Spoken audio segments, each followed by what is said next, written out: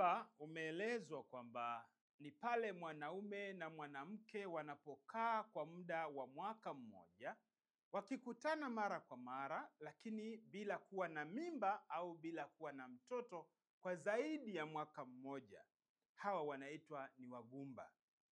Kwa maana hiyo, katika kusababisha ugumba, sababu inaweza ikawa mwanaume au sababu inaweza ikawa mwanamke. Na pale ugumba unapotokea katika nyumba, kwa maana ya kwamba wanandoa wamekaa kwa zaidi ya mwaka mmoja bila kuwa na mimba au mtoto, basi wanapaswa kwenda hospitali kuchunguzwa kujua ni nani hasa ambaye anasababisha ugumba katika nyumba hiyo.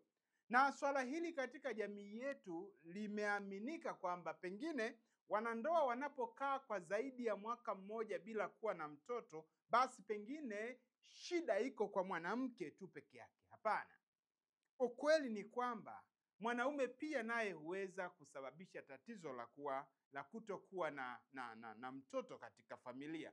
Kwa hivyo, mnapoona wanandoa mmekaa wote kwa pamoja, mkiishi pamoja, mkishirikiana katika kila jambo, kwa maana mnakutana mara kwa mara, lakini bado hampati ujauzito au mtoto katika nyumba yenu, basi mwende wote kwa pamoja mkapimwe, mjue tatizo ni nini, na ikitokea tatizo limegundulika, kwa mfano labda ni mwanamke pengine kwamba mirija yake imeziba.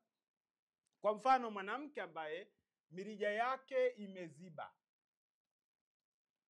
ikigundulika kwamba mwanamke huyu mirija yake imeziba, hakuna dawa ya kunywa mirija hii izibuke. Hakuna dawa ambayo unaweza kunywa mirija izibuke.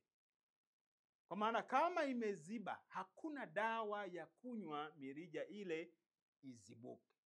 La, inaweza ikawepo surgical management ambayo wataalamu wanaweza wakawa na teknolojia ya kuweza kuizibua mirija ile, lakini tafiti zinaonyesha kwamba mirija inapoziba, uwezekano wa kufunguka ile mirija ni mdogo sana, na pengine isiwezekane.